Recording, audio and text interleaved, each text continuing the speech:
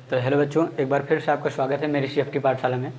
तो जैसा कि आप जानते हो, जुड़ चुके हो सीएफटी पाठशाला से, तो मैं आपको जो है संख्या पद्धति का प्रश्नावली 1.1 जो है हल कराऊंगा और उसको डीप एनालिसिस करूंगा कि क्या कैसे है।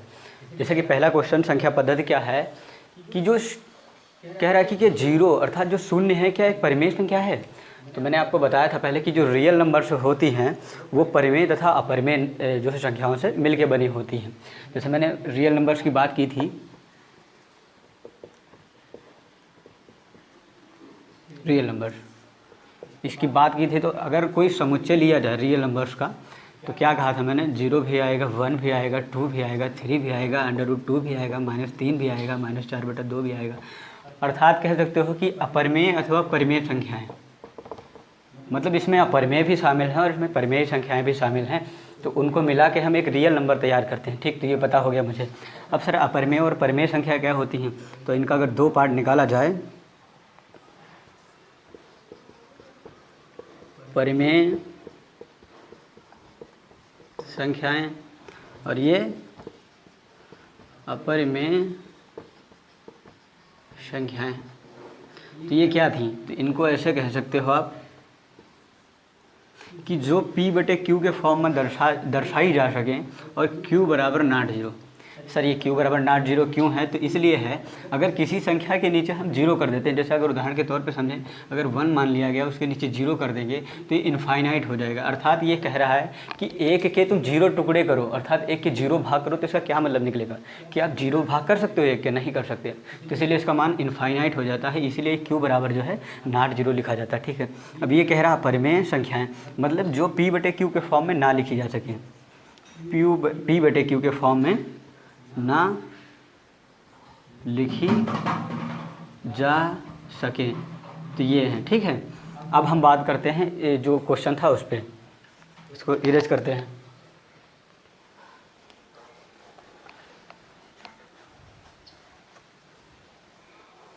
जो क्वेश्चन नंबर 1 है, तो कह रहा है क्या जीरो हमारी परिमेय संख्या है, तो मैंने कहा ठीक हाँ है, क्योंकि परिमेय संख्याएं कौन कौन सी हैं, अगर बात की जाए तो नेचुरल नंबर्स भी परिमेय संख्याएं हैं, 1 2 3 4 5 6 डैट। होल नंबर्स भी परिमेय संख्याएं हैं। क्या होल नंबर, 0 1 2 3 4 5 6 डैट। और हम कहें इंटीजर्स भी परिमेय संख्याएं हैं। बात करें तो डैश डैश डैश -3 -2 -1 0 1 2 3। तो ये सब मैंने क्या लिखा है, ये सब सारी परिमेय संख्या है। तो देखो जीरो इसमें भी आ रहा है और जीरो इसमें भी आ रहा है, तो कह सकते हो कि जीरो भी एक परिमेय संख्या है। अर्थात इसे P/Q के फॉर्म में लिखा जा सकता है। अगर जीरो को हम P मान लें, ठीक, तो जीरो को P माना जाए तो जीरो को P मान लिया, और Q को क्या मैं 1 मान लूँ, जैसे लिखा है सूत्र। अगर सूत्र की बात करें तो M/N होता है मुख्यतः, ठीक, या P/Q को हो किसी संख्या को दर्शाने के लिए, जहाँ M बराबर संख्याओं की मतलब नंबर ऑफ कह सकते हो संख्याएं हैं ये। ठीक, तो 0/1 ये क्या हो जाएगा, ये तुम्हारी हल करोगे तो इसका मान 0 आएगा। 0/1 का मतलब क्या है, जीरो के कितने भाग हैं, कोई भाग नहीं, जीरो का कोई भाग है नहीं, एक भाग करोगे जीरो का क्या मतलब आएगा, मतलब 0 ही आएगा। ठीक, तो ये हुआ, अर्थात ये परिमेय संख्या है। अब क्वेश्चन नंबर 1 का आंसर हम लिखे हैं ऐसे, इसे इरेज करते हैं सही से, तो कहें उत्तर में हाँ 0 एक परिमेय संख्या है, जिसे इस तरीके से दिखा सकते हो, P/Q अर्थात Q बराबर नॉट जीरो। तो कैसे लिखा जाए, जीरो को माना था, जीरो बराबर ऐसे भी लिख सकते हो, जहाँ P बराबर 0 अर्थात 0/1 बराबर 0, जो कि परिमेय संख्या है। ठीक, तो ये तुम्हारा पहला क्वेश्चन हो गया। अब दूसरे क्वेश्चन की तरफ बात करते हैं। कह रहा है कि 3 और 4, अब देखो दूसरा क्वेश्चन क्या कह रहा है कि 3 और 4 के बीच में कितनी परिमेय संख्या हैं, मतलब 6 परिमेय संख्या आप ज्ञात करके दिखाओ। तो क्वेश्चन नंबर 2 है 3 और 4 के बीच कितनी 6 परिमेय संख्याएं, परिमेय संख्याएं बताओ या ज्ञात करो, हम कह रहे हैं बताओ। तो कैसे बताओगे? सिंपल सा है कि जैसे 3 लिखा, ये संख्या रेखा की हम बात करें, अगर संख्या रेखा की तो यहाँ कोई 0 होगा, यहाँ पे 1 होगा, यहाँ पे 2 होगा, यहाँ पे 3 होगा, यहाँ पे 4 होगा, कहीं डैश इनफाइनाइट होगा, इधर भी इनफाइनाइट, ये प्लस का इनफाइनाइट है, ये माइनस का इनफाइनाइट। ठीक, मतलब समझे? तो इसका मतलब ये है कि 0 के बाद इधर माइनस की संख्या है, इधर का मतलब तो इधर ऋण लिख सकते हो, इधर धन की संख्याएं हैं। ठीक है, अब इनके बीच में कितनी है? आप कह रहे हैं कि 3 और 4 के बीच में, तो ये 3 और 4 के बीच में देखें इतना स्पेस है, इतना स्पेस में असंख्य संख्याएं हो सकती हैं, मतलब अनगिनत संख्याएं हो सकती हैं, मतलब इनफाइनाइट इनमें संख्याएं हो सकती हैं। तो जो इनफाइनाइट हो सकती है तो हम क्या 6 नहीं ज्ञात कर सकते? बिल्कुल ज्ञात कर सकते हैं। जैसे देखते हैं, अगर 3 के बाद थोड़ा सा बढ़े तो क्या आएगा? 3.1 आएगा। 3 के थोड़ा अगर ऐसा बढ़ा जाए 3.1 आएगा, 3.2 आएगा, 3.3 आएगा, 3.4 आएगा। तो क्या मतलब ये बढ़ रही संख्या। तो हम क्या करें, हम एक ऐसा पूरक मतलब एक ऐसा नंबर लें परमेय संख्या जो कट रहा हो। जैसे अभी देख रहे हैं हम यहाँ पे अगर 12/4 लिखा जाए तो देखो यहाँ से स्टार्ट हो जाएगा 3, मतलब ये 12/4 को लिख दो, 12 के 4 टुकड़े कर दो तो ये 3 से स्टार्ट हो जाता है। तो या फिर 21/3, देखो अभी देखो ये क्या होता है, 21/7 होता है, मतलब 7 त्रिक 21, यहाँ से स्टार्ट हो जाता है, मतलब 3 से यहाँ से स्टार्ट हो जाएंगी इस फॉर्म में लिखोगे तो हम क्या करें 21 से लिख रहे हैं। जैसे लिखें कि 21 के बाद मतलब 3 और 4 के बीच में बतानी है, तो 3 को छोड़ के अब देखो 22/7, 23/7, 24/7 और 25/7 और 26/7 और 27/7। अच्छा 28/7 लिख को देखो अभी क्या आएगा, 7 चौक 28, और इधर क्या करें 21/7 लिखें, 3 7 त्रिक 21। अब देखो 3 और 4 ये मिल रहा है और इनके बीच में कितनी संख्या मैंने बता दी, गिन लो आप, 1 2 3 4 5 6 संख्याएँ हो गई। तो देखो 3 और 4 के बीच में हो गई, सीधी सी बात, मैंने काउंट कर लिया। ठीक, अब हम क्वेश्चन नंबर 3 की तरफ बढ़ते हैं। क्वेश्चन नंबर 3 क्या कह रहा है? क्वेश्चन नंबर 3 हमारा है कि 3/5 और 4/5, जैसे लिखा है 3/5 और 4/5 के बीच,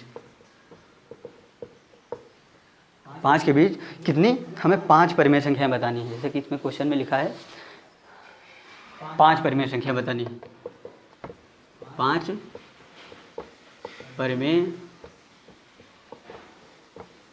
संख्याएं बताओ। ठीक, तो कैसे बताओगे? सब सीधी सी बात, अब क्या करो, अब जैसे मैंने अभी संख्या रेखा एक बनाई थी, वास्तविक संख्या रेखा, रियल संख्या रेखा कह सकते हो, वास्तविक, इसमें अपरिमेय परिमेय सारी संख्याएं शामिल हैं। ठीक है, तो क्या करें 0 1 2 3 और 4। ठीक है, ये हुआ। अब इसे क्या करें, इनफाइनाइट से प्लस कीजिए, यहाँ पे लिख सकते हो -1 -2 -3 डैश। ठीक, वही है। ठीक, अब क्या करें, अब देखो 1 और 3 और 4, 3/5 और 4/5, तो क्या करें, जैसे 3 के 5 टुकड़े इसने कर दिए। अब यहाँ पे हम मान लेते हैं, इसे मानना है तो यहाँ पे हम कह देते हैं कि 3 के 5 टुकड़े, तो यहाँ से मतलब ये 3 है, इन्हीं के बीच में कहीं आएगा 3/5, फिर 4, मतलब ये 3/5, तो कह रहा है कि इनके 5 टुकड़े और 4 के 5 टुकड़े, तो ये कहाँ आएगा तो कहीं है।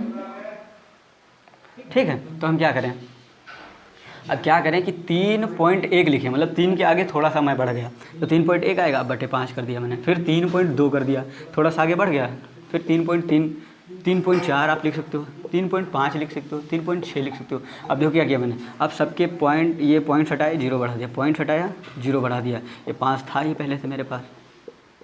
ठीक, पॉइंट हटाया 0 बढ़ा दिया, पॉइंट हटाया 0 बढ़ा दिया, पॉइंट हटाया 0 बढ़ा दिया, पॉइंट, तो कितनी होगी 1 2 3 4 5 6। अब देखो आपको 6 संख्याएं पता होगी, लेकिन मुझे ज्ञात करनी थी 5 ही, तो हो गई 2, 5 परिमेय संख्या हो गई आपकी। ठीक, तो ये इनके बीच में संख्याएं होंगी। अब हम बात करते हैं क्वेश्चन नंबर 4 की तरफ। क्वेश्चन नंबर 4 की तरफ बात करते हैं। तो ये क्वेश्चन नंबर 4 मेरा क्या कह रहा है कि क्वेश्चन नंबर 4 में कई क्वेश्चन, 3 प्रश्न दिए हुए हैं। तो पहला प्रश्न क्या कहता है, कह रहा है कि प्रत्येक प्राकृतिक संख्या एक पूर्ण संख्या है। तो देखो क्या, कैसे आप ज्ञात कर सकते हो कि प्रत्येक प्राकृतिक संख्या एक पूर्ण संख्या, तो कैसे होगी, तो पहले नेचुरल नंबर लिखते हैं, तो एक संग्रह लिखते हैं नेचुरल नंबर्स का, मतलब समुच्चय 1 2 3 4 5 डेड इनफाइनाइट का। ठीक है, अब क्या लिखते हैं, हम पूर्ण संख्याओं का संग्रह लिखते हैं, 0 1 2 3 4। तो ये क्या है, अब देखो आपको दिख रहा होगा कि ये तो इसका उपसमुच्चय होगा, मतलब ये वाली संख्याएं पूरी इसमें मिल रही हैं, तो अर्थात कह सकते हो कि नेचुरल नंबर्स टोटल पूर्ण संख्याएं हो सकती हैं। मतलब ये जो नेचुरल नंबर्स हैं ये पूर्ण संख्याएं हो सकती हैं, पर सारी पूर्ण संख्याएं नेचुरल नंबर नहीं हो सकती, क्योंकि ये जीरो है।